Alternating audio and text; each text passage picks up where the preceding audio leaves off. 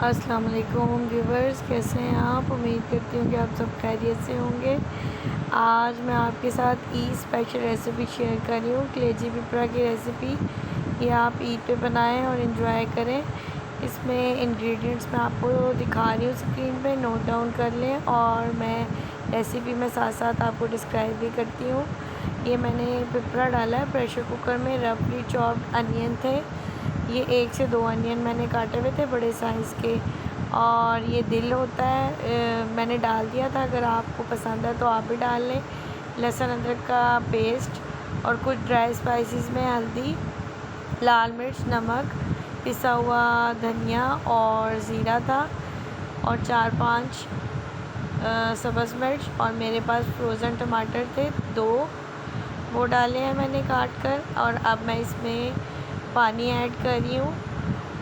तकरीबन 1.5 गिलास पानी का ऐड किया था। आपको पता है पिपरा गलने में थोड़ा सा टाइम लेता है, इसलिए मैं इसको प्रेशर में लगा रही हूँ। ये 2 से 3 विसल्स के बाद डन हो जाएगा। मेरा पिपरा गल चुका है। अब मैं मसाला भून रही हूँ। देखें, सब स्पाइसेस इसके साथ मैश हो गए हैं। और अब मैं इसमें तकरीबन हाफ़ कप ऑयल का डाला है, और अब मैं अच्छे से मसाले को भून लूँगी। आप मसाला तब तक भूनें जब तक आपका ऑयल साइडों पे नज़र आना शुरू ना हो जाए। जैसे ही ऑयल साइडों पे नज़र आना शुरू होता है, आप समझें कि मसाला डन हो गया। इसको तकरीबन 5 से 7 मिनट लगे थे मुझे भूनते हुए।